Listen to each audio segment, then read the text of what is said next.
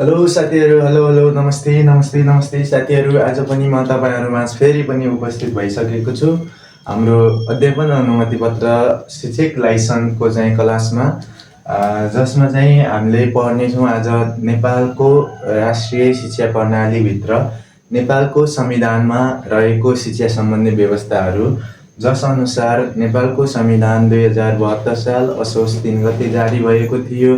कसको हस्ताक्षर भन्दाखेरि डाक्टर रामवरण यादवको हस्ताक्षरबाट, र जसमा चाहिँ हाम्रो 35 भाग 308 धारा र 9 अनुसूची रहेका छन् भने जसमध्ये हामीले भाग 1 देखि भाग 5 सम्म पढ्नुपर्ने हुन्छ है।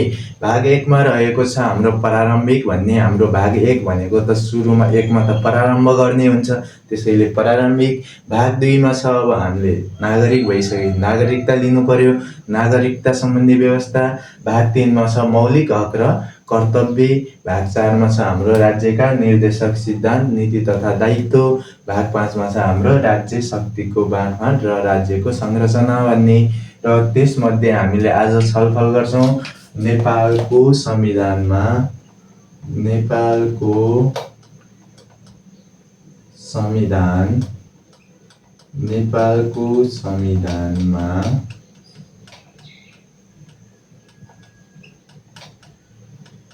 शिक्षा सम्बन्धी व्यवस्था। नेपालको संविधानमा शिक्षा सम्बन्धी व्यवस्था। यो भित्रको टपिक चाहिँ हाम्रो के हो भने भाग 3 मा रहेको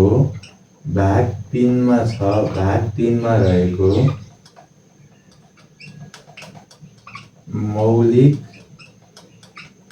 हक र कर्तव्य भन्ने।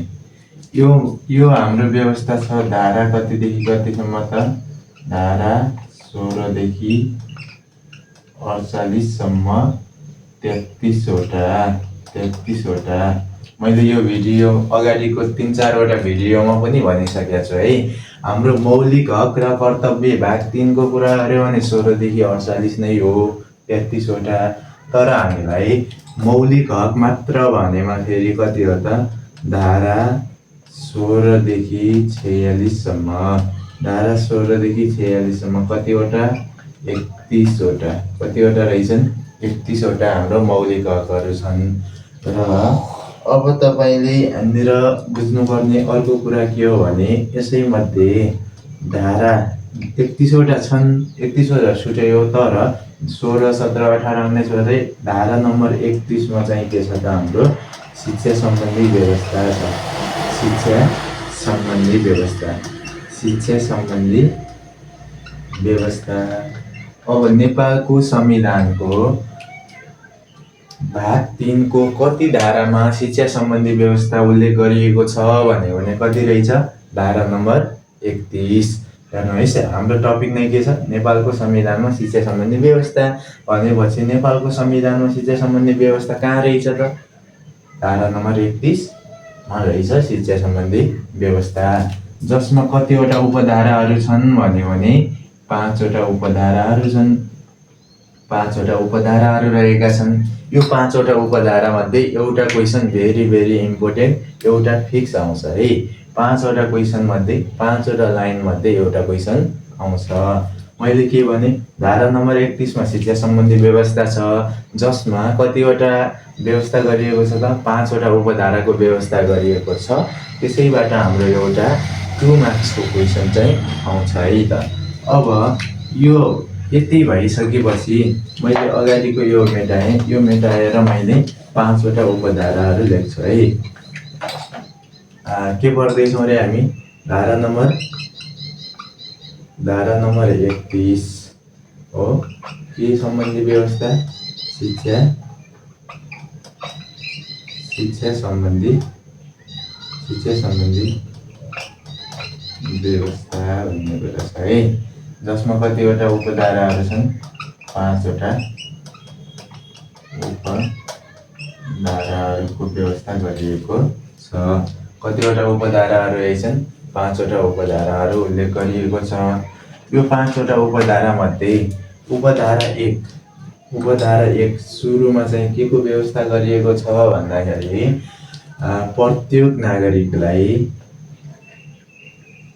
प्रत्येक नागरिकलाई प्रत्येक नागरिकलाई आधारभूत शिक्षामा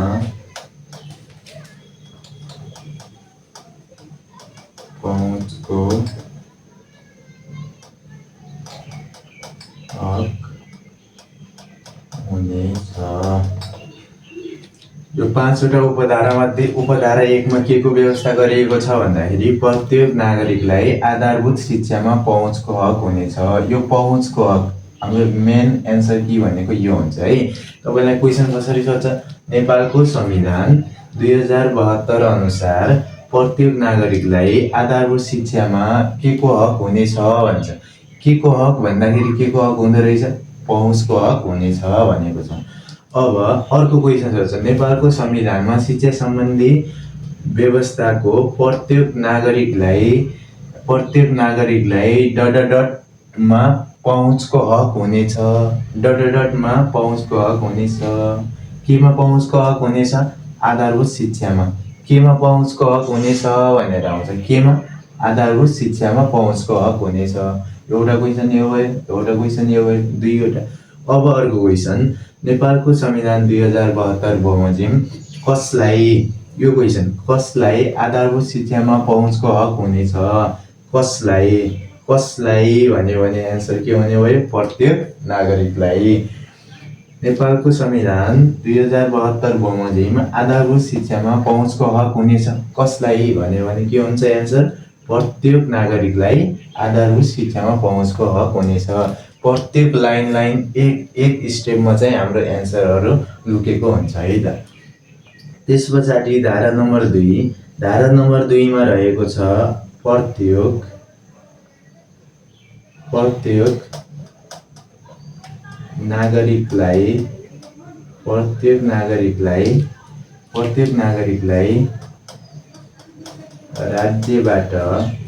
प्रत्येक नागरिकलाई राज्यबाट आधारभूत तहसम्मको शिक्षा अनिवार्य र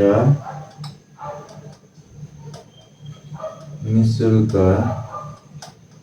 तथा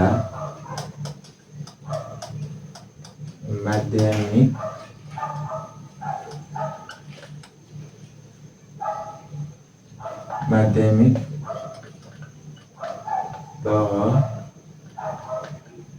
तहसम्मको शिक्षा निःशुल्क हुनेछ। अब यहाँ सुन्नुहोस् है, धारा नम्बर 1 मा छ प्रत्येक नागरिकलाई आधारभूत शिक्षामा पहुँचको हक भनेको सबै व्यक्तिले चाहिँ त्यो शिक्षा लिन पाउनुपर्छ, त्यसलाई सजिलै प्राप्त गर्न सक्नुपर्छ भन्ने कुरा। अब प्रत्येक नागरिकलाई राज्यबाट आधारभूत तहसम्मको शिक्षा, आधारभूत भनेको हाम्रो कक्षा 1 देखि कक्षा 8 सम्मको शिक्षा चाहिँ अनिवार्य हुनु पर्यो, त्यसलाई बाध्यात्मक शिक्षा पनि भन्छ है। अनिवार्य भनेको 1 देखि 8 कक्षासम्म पढ्नै पर्ने हुन्छ। 1 देखि 8 कक्षा पढेन भने अब यही वर्ष 83 वर्ष सकिँदै गर्दा त्यसपछि त्यसले कुनै पनि जागिरहरू पाउँदैन है। एवं यहाँसम्म कि सेक्युरिटी गार्ड गर्दाखेरि पनि उसले यो 8 कक्षा चाहिँ पास गरेको हुनुपर्ने हुन्छ। अब यो 83 सालपछि हाम्रो शिक्षा निःशुल्क शिक्षा ऐनमा उल्लेख गरिएको छ है त। भने प्रत्येक नागरिकलाई राज्यबाट आधारभूत तहसम्मको शिक्षा अनिवार्य लिनै पर्ने हुन्छ र निःशुल्क रूपमा हुन्छ र तथा माध्यमिक तहसम्मको शिक्षा चाहिँ निःशुल्क हुन्छ। माध्यमिक तहको चाहिँ निःशुल्क हुन्छ, त्यसलाई अनिवार्य रूपमा लिनै पर्छ भन्ने छैन है। भनेको अर्थ के हो भने यहाँबाट कतिवटा क्वेशन आउँछ, 4-5वटा क्वेशन आउँछ। कसलाई नेपालको संविधान 2072 बमोजिम कसलाई भन्ने आउँछ, कसलाई राज्यबाट आधारभूत तहसम्मको शिक्षा अनिवार्य र निशुल्क तथा माध्यमिक तहसम्मको शिक्षा निशुल्क हुनेछ भन्छ। त्यतिखेर कसलाई हुनु पर्यो? प्रत्येक नागरिकलाई। कसबाट भन्ने आउँछ, प्रत्येक नागरिकलाई कसबाट? आधारभूत कोबाट कसबाट? आधारभूत तहसम्मको शिक्षा अनिवार्य र निशुल्क तथा माध्यमिक तहसम्मको शिक्षा निशुल्क हुनेछ भन्छ। कोबाट त? राज्यबाट भन्नु पर्यो। एन्सर के हुनु पर्यो? राज्यबाट हुनु पर्यो। आधारभूत अब प्रत्येक नागरिकलाई राज्यबाट कुन तहसम्मको शिक्षा अनिवार्य र निशुल्क हुनेछ भन्छ। कुन तहसम्मको भन्नु पर्यो? आधारभूत तहसम्मको शिक्षा अनिवार्य र निशुल्क हुनेछ। प्रत्येक नागरिकलाई राज्यबाट आधारभूत तहसम्मको शिक्षा हुनेछ भन्छ। के हुनेछ त?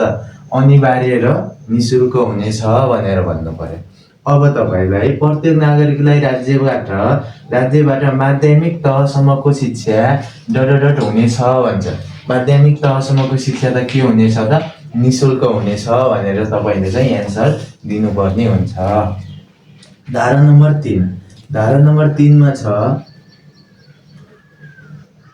अपाङ्ग भएका तथा आर्थिक रूपले विपन्न नागरिकलाई कानुन बमोजिम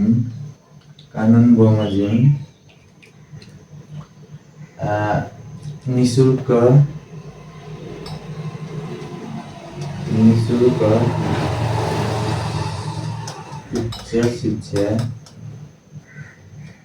उच्च शिक्षा पाउने हक हुनेछ अथवा उच्च शिक्षाको हक हुनेछ। अब धारा नम्बर 3 मा के को उल्लेख गरिएको छ भन्दाखेरि अपाङ्ग भएका हुन्छन्, जुनसुकै अपाङ्गता होस्, अपाङ्ग भएका तथा आर्थिक रूपले विपन्न नागरिकलाई कोबाट भन्छ। के बमोजिम भन्छ। के बमोजिम? कानुन बमोजिम निशुल्क उच्च शिक्षा पाउने हक हुनेछ। निशुल्क उच्च शिक्षाको हक हुनेछ। अब क्वेसन कसरी आउँछ? नेपालको संविधान 2072 बमोजिम अपाङ्गता भएका तथा आर्थिक रूपले विपन्न नागरिकलाई कोबाट भन्ने आउँछ। अथवा को बमोजिम निशुल्क उच्च शिक्षा पाउने हक हुनेछ। को बमोजिम? कानुन बमोजिम। अब तपाईँलाई नेपालको संविधान 2072 अनुसार लाई कानुन बमोजिम निशुल्क उच्च शिक्षा पाउने हक हुनेछ। कसलाई निशुल्क शिक्षा पाउने हक हुनेछ? अपाङ्गता भएका तथा आर्थिक रूपले विपन्न नागरिकलाई भन्नु पर्यो। अपाङ्गता भएका तथा आर्थिक रूपले विपन्न नागरिकलाई के हुनेछ त? निशुल्क उच्च शिक्षाको व्यवस्था हुनेछ भनेको छ। अब तपाईँलाई अर्को क्वेसन आउँछ, अपाङ्गता भएका तथा आर्थिक रूपले विपन्न नागरिकलाई कानुन बमोजिम के को व्यवस्था हुनेछ भन्छ। के को व्यवस्था हुनेछ त? निशुल्क उच्च शिक्षाको व्यवस्था हुनेछ भनेर चाहिँ हामीले के गर्नु पर्यो? एन्सर दिनु पर्यो है त। अब 4 नम्बरमा छ अपाङ्गता भएका भन्दाखेरि अब दृष्टिविहीन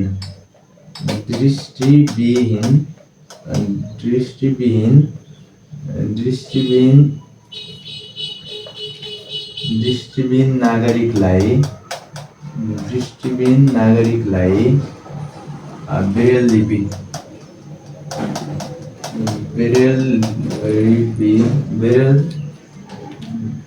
लिपि तथा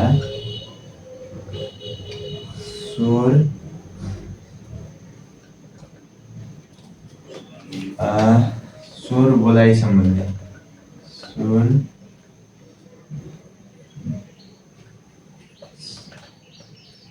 र बहिरा तथा स्वर बोलाइ सम्बन्धी अपाङ्गता भएका नागरिकलाई भएका नागरिकलाई कानुन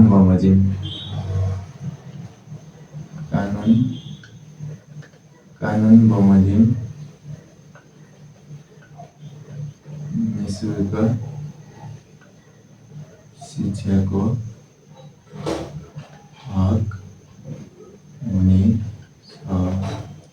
अब हेर्नुहोस् है, 5वटा उपधारा थिए। 5वटा उपधारामध्ये 4 नम्बर उपधारामा के छ त, दृष्टिविहीन नागरिकलाई ब्रेल लिपिको माध्यमबाट र दृष्टिविहीन नागरिकलाई स्वर बोलाइ सम्बन्धी अपाङ्गता भएका नागरिकलाई साङ्केतिक भाषाको माध्यमबाट, कानुन बमोजिम साङ्केतिक भाषाको माध्यमबाट है, साङ्केतिक कानुन बमोजिम साङ्केतिक भाषाको माध्यमबाट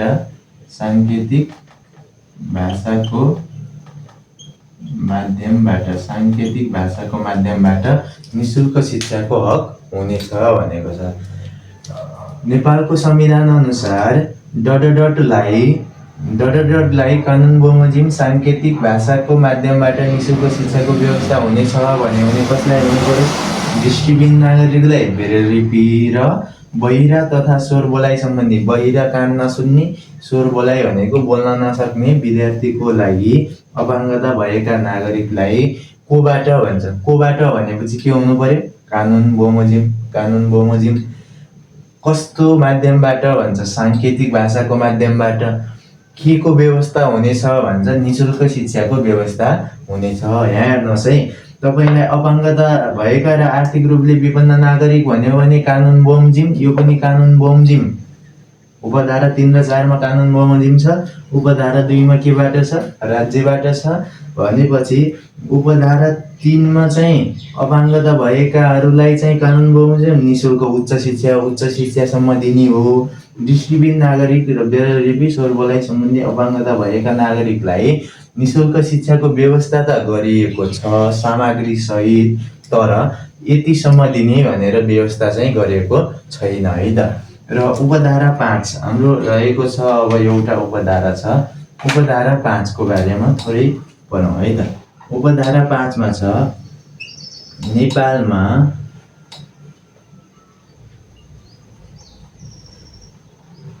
बसोबास गर्ने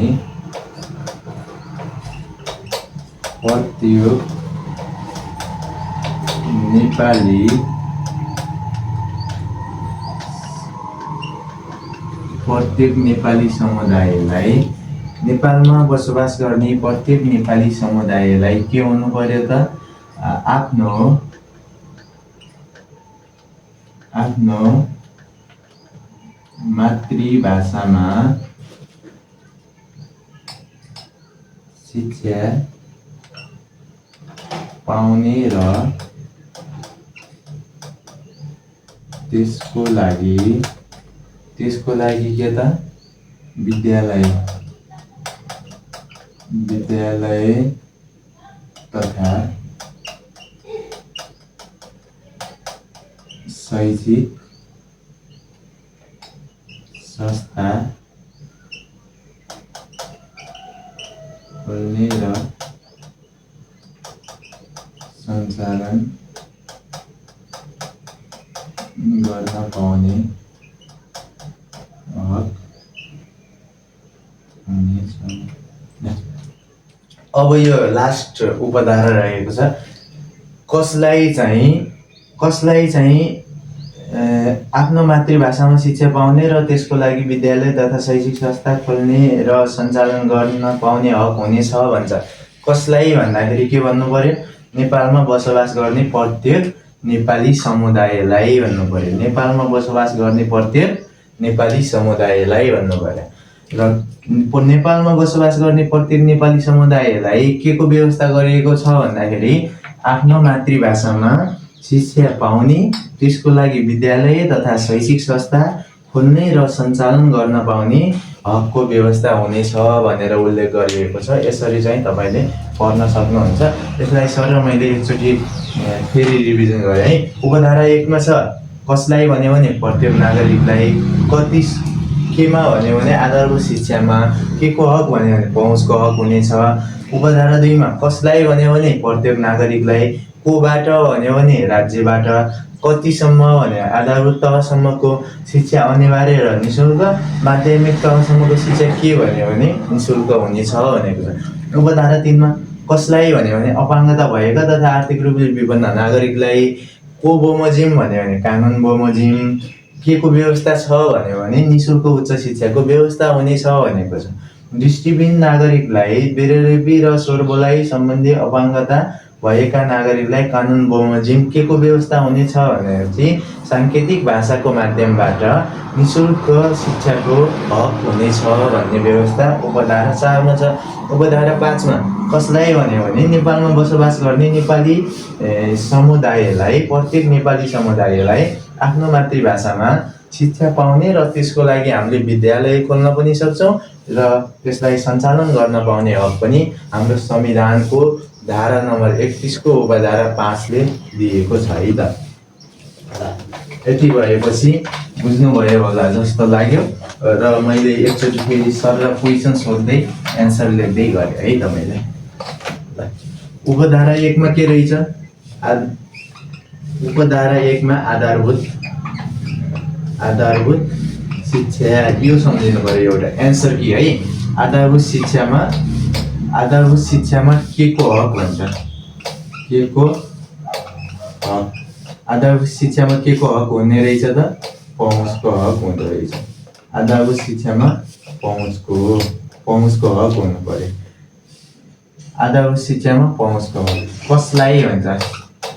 कसलाई भन्यो भने एन्सर केहरू है, प्रत्येक नागरिकलाई। कसलाई हुँदो रहेछ? प्रत्येक नागरिक। 1 नम्बरमा आधारभूत शिक्षामा के हुनु पर्दो रहेछ? पहुँचको हक। कसलाई हुनु पर्यो? प्रत्येक नागरिकलाई हुनु पर्यो है। अब 2 नम्बरमा चाहिँ आधारभूत तहसम्मको शिक्षा। आधारभूत तहसम्मको शिक्षा के हुनु पर्यो? आधारभूत शिक्षामा के को हक हुनु पर्यो? अनिवार्य र निशुल्क। अनिवार्य र के हुनु पर्यो? निशुल्क। अनिवार्य र निशुल्क कसलाई भन्यो भने यो पनि के हुनु पर्यो? प्रत्येक नागरिकलाई। कोबाट भन्ने हुन्छ? कोबाट निशुल्क हुनु पर्यो त? राज्यबाट। कोबाट हुनु पर्यो? राज्यबाट हुनु पर्यो है। आधारभूत तहसम्मको शिक्षा अनिवार्य के को व्यवस्था भन्यो भने अनिवार्य र निशुल्क। कसलाई भन्यो भने प्रत्येक नागरिकलाई यो है। अनि कोबाट भन्यो भने राज्यबाट भन्ने चाहिँ हाम्रो के हुनुपर्छ त? एन्सर हुनुपर्छ है त। अब 3 नम्बरमा भन्नाले यहाँनिर अर्को पनि छ। माध्यमिक तहसम्मको शिक्षा चाहिँ के हुनु पर्यो त? यो अनिवार्य होइन, यो चाहिँ के हुनु पर्यो? निशुल्क मात्र हुनु पर्यो है। कसलाई? त्यही प्रत्येक नागरिकलाई। कोबाट भन्यो भने त्यही राज्यबाट हुनु पर्यो। र उपधारा 3 मा रहेको छ निशुल्क उच्च शिक्षा। यो एन्सर केहरू है? निशुल्क उच्च शिक्षा। निशुल्क उच्च शिक्षाको व्यवस्था गरिएको छ। कसलाई भन्यो भने चाहिँ अपाङ्गता भएका र आर्थिक रूपले विपन्न भएका। कसलाई भन्यो भने अपाङ्गता भएका र आर्थिक रूपले विपन्न नागरिकलाई।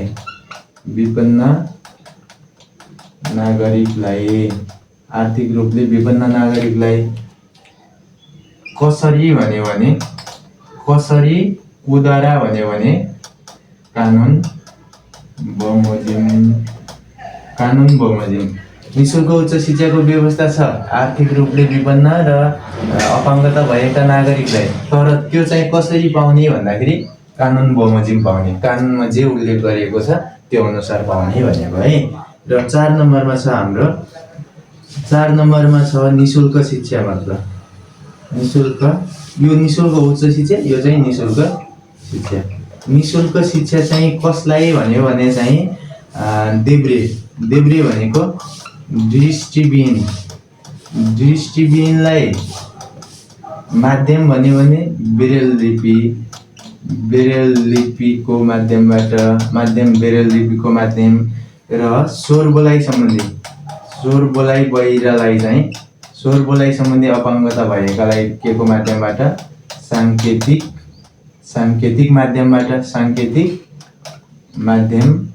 सांकेतिक माध्यमबाट कानुन बमोजिम के बमोजिम कसरी भन्यो भने चाहिँ के हुनु पर्यो कानुन बमोजिम के हुनु पर्यो त निशुल्क शिक्षाको व्यवस्था हुनु पर्यो। दृष्टिविहीनलाई ब्रेल लिपिको माध्यमबाट स्वर बोलाइ सम्बन्धी अपाङ्गता भएकालाई सांकेतिक माध्यमबाट चाहिँ कानुन बमोजिम के हुनु पर्यो त निशुल्क शिक्षाको व्यवस्था हुनु पर्यो भनेर उपधारा कतिमा उल्लेख गरिएको छ त 4 मा उल्लेख गरिएको छ। अब उपधारा 5 मा चाहिँ के छ त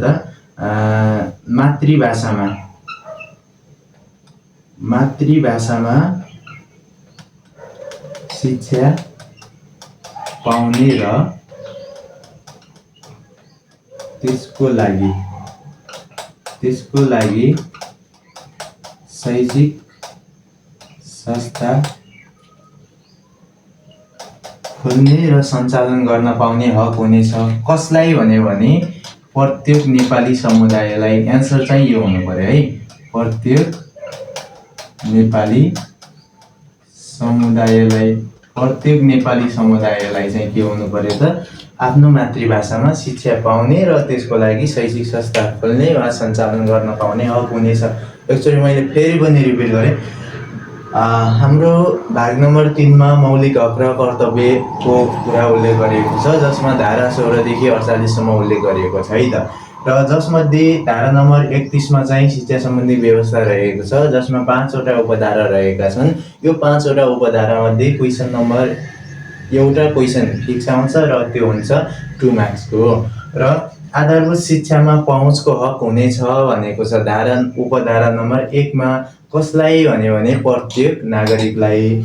अनि आधारभूत तहसम्मको शिक्षा अनिवार्य निशुल्क कसलाई? प्रत्येक नागरिकलाई। कोबाट भन्यो भने राज्यबाट। अनि माध्यमिक शिक्षा पनि निशुल्क। के को व्यवस्था? निशुल्क। यसलाई चाहिँ अनिवार्य भनेको छैन। कसलाई? प्रत्येक नागरिकलाई। कोबाट? राज्यबाट। यसरी चाहिँ गर्नु पर्यो है। अनि निशुल्क उच्च शिक्षा कसलाई? अपाङ्गता भएका र आर्थिक रूपले विपन्न नागरिकलाई। कसरी पाउने भन्दाखेरि कानुन बमोजिम, कानुनमा जे उल्लेख गरिएको छ त्यो।